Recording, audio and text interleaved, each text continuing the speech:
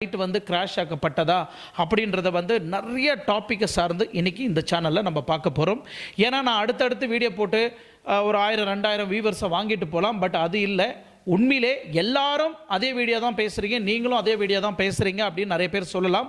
எல்லாரும் அதே வீடியோ பேசுகிறாங்கன்னா என்ன, அதை பற்றி மட்டும்தான் நம்ம பேச முடியுமா தவிர ஏதோ நம்மளுக்கு வாயில் வந்ததை ஃப்ளோவில் அடிச்சுட்டு போக முடியாது.